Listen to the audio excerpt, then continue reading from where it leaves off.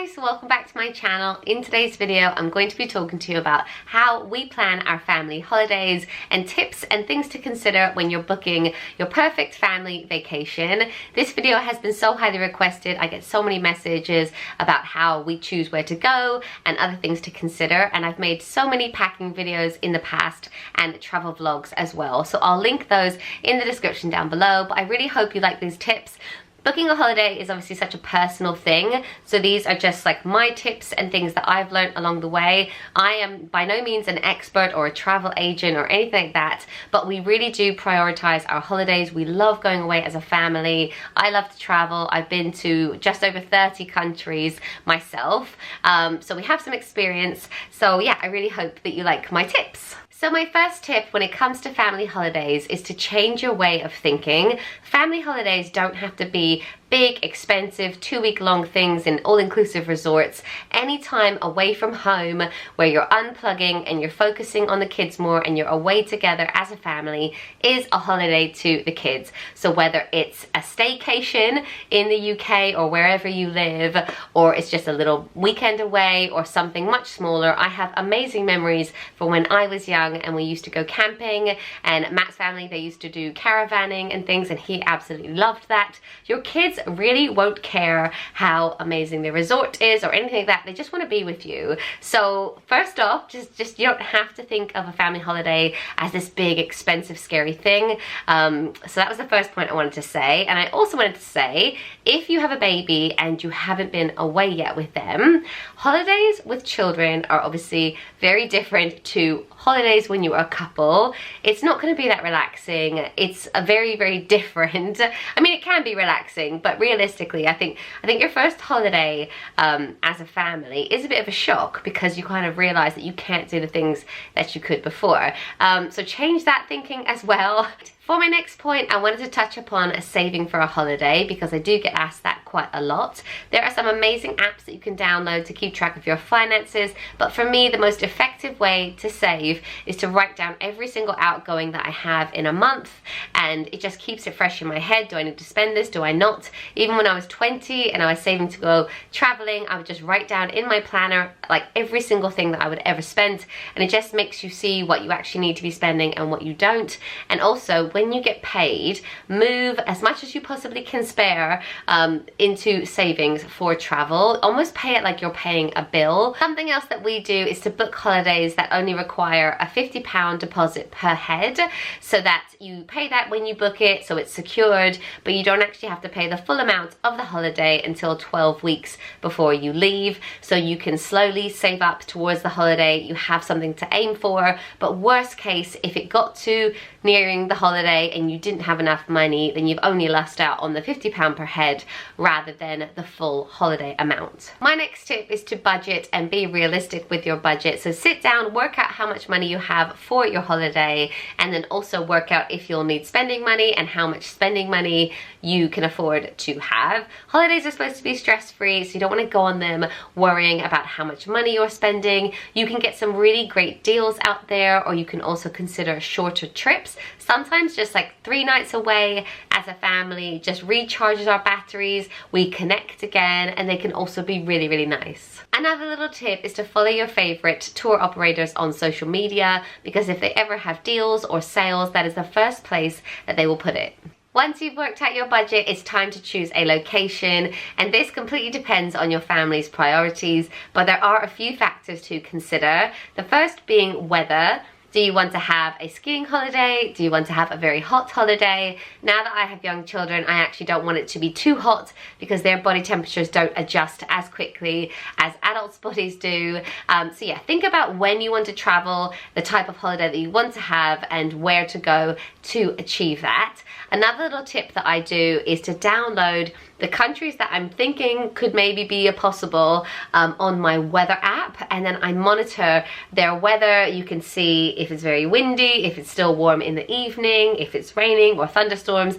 You can sort of like have a look at that for a few weeks before you choose your final destination. When you're choosing a location, it's also important to think about the length of a flight. If you want to go on a flight, or if you'd rather do a break by car or by train or by cruise, all these things to consider, and think about the age of your children and how far you're prepared to go. In my experience of flying long haul with children, the thought is far worse than the reality. We fly long haul with our boys and it's actually fine. I'll link some videos down below, but equally, if you're planning to go away in July, and you can get a 2-hour flight to Spain, you know, why wouldn't you? If you do end up choosing to fly to your vacation, definitely consider flight times as well, and choose flight times that will best suit your children. It's not always possible, but if you can keep them in a tiny bit of a routine, it makes a massive difference to their mood. And also think about transfers once you've landed. Your traveling doesn't end as soon as the plane touches down. You have to get to where you're going as well, whether it be a hotel or a villa or wherever. If it's going to be a 2-hour bus journey once you've landed, that's probably not ideal, but if it's going to be a 20-minute transfer in a minibus or whatever, that might be a bit better. So always consider the transfer times as well. You of course also need to decide what type of holiday that you want to have, and this is such a personal choice. There are so many different holidays out there that you can go on, and all of them have their pros and cons. So think about, do you want to be able to do self-catering, or do you want to eat every meal out? Do you want to maybe go on a cruise if you hate flying and also see loads of different places? Do you want to go to a villa so that you have all your home comforts there? Do you want to go all inclusive so that everything's done for you? Or do you want to go on a staycation in the UK or wherever you live, just for a little bit of like respite? So think about all of those factors. Do you want to go camping? Do you want to go caravanning? There's so many things you can do. So I'm finding it hard to give advice on this bit, because we actually do a lot of different types of breaks, city breaks as well. But yeah, so you need to consider what type of holiday you want to go on. A huge tip when it comes to booking a family holiday is to do your research. Matt and I will research online for what feels like days before we come to any conclusions or book anything, but it's worth doing the research before you get there so that you know when you're there you're going to have an amazing time. It's great to go on personal recommendation as well. If a friend of yours has been somewhere and can highly recommend it, definitely consider that. We also love to use TripAdvisor, but with TripAdvisor, do definitely take some of the reviews with a pinch of salt, because people do love to have a little moan on there as well. And sometimes, like, we were looking at one resort and on TripAdvisor, a lot of people were saying that it was awful that it didn't have a beach, but actually for us, that suits us because we have a baby that would try and eat the sand or doesn't really like the sand. So for us, that was actually like quite a good thing. It's also worth considering what kids activities are available and what attractions as well. If there's loads going on, then your kids will be entertained, and that is what you want. And if you do end up booking a package holiday or a resort holiday, it's worth finding out if they have a creche available or a kids club as well for your kids. For us, we've tried kids clubs in the past. The boys, I think they just like being with us most of the time and swimming with us. But if that is a service that you do really want, then definitely book it before you go, especially nursery places. During term time, they can run out, they can get really busy. So if that is something you want, definitely book it. Same goes for cots as well. If you need a cot, book it as soon as you book your holiday. And also some resorts do like second strollers. So if you had a baby and a 3-year-old or a 4-year-old and you only wanted to travel with one like buggy, you can actually book that in some resorts if you wanted to get a second buggy as well. For us, it's also worth looking at the child menu as well. One of our child has a food allergy, so we like to see what is available for him.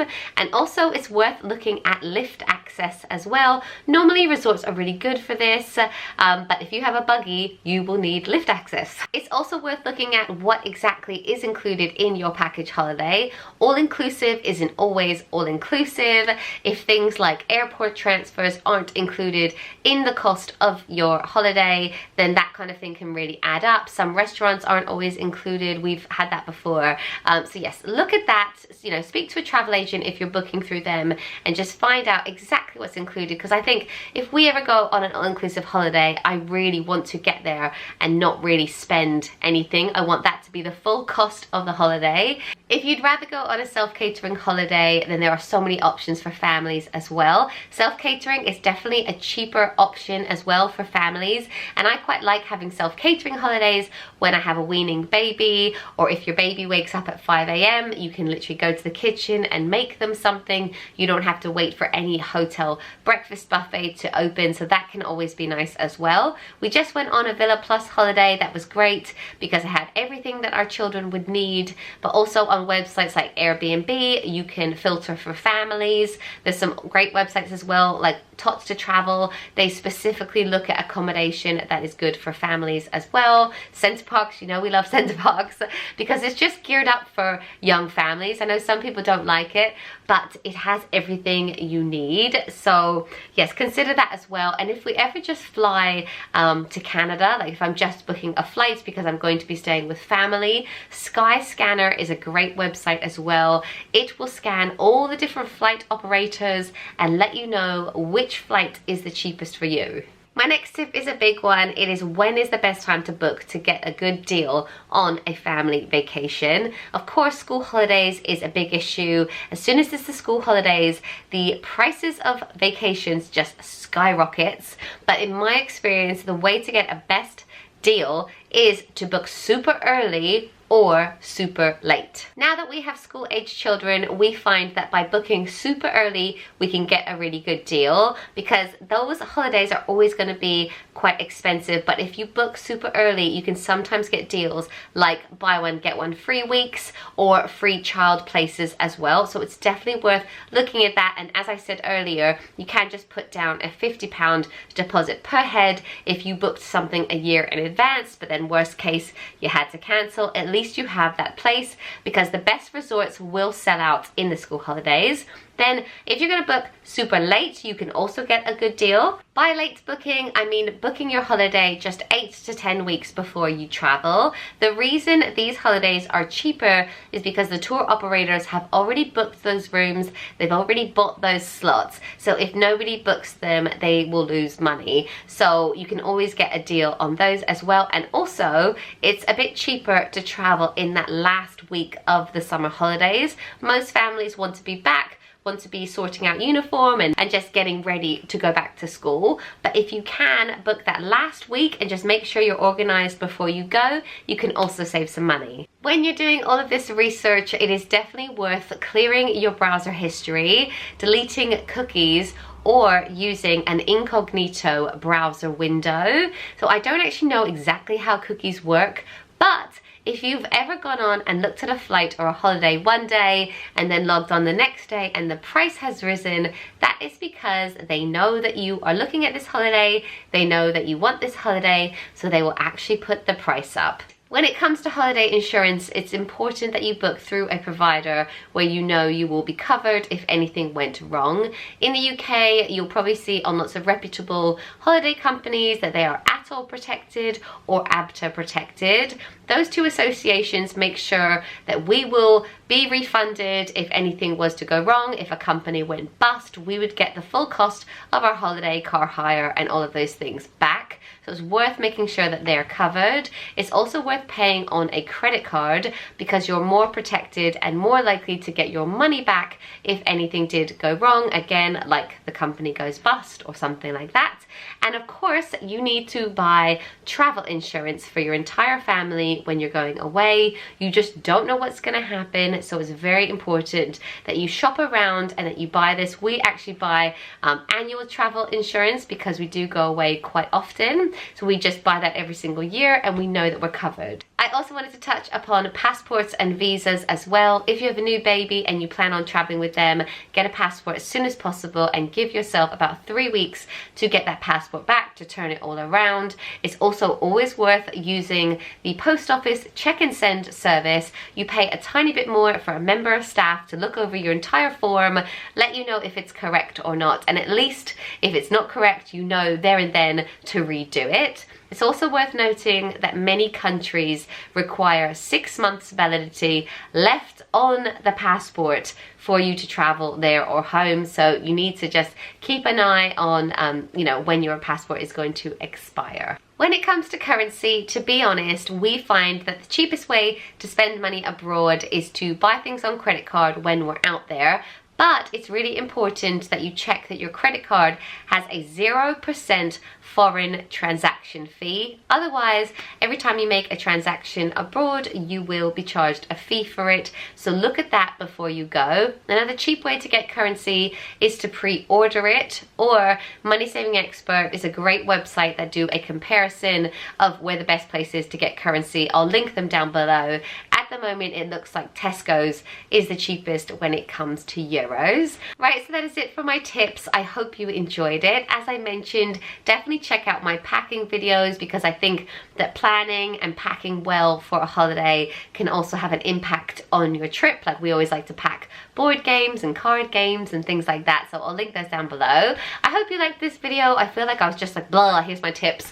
But if there are any aspects of this that you think, oh, I'd like a whole video on going all-inclusive, or, you know, any other aspects, let me know in the comments and share your expert tips. If anyone's a travel agent, I'd love to know your thoughts in the comments. But thank you so much as always for watching, and I'll see you in my next one. Bye guys!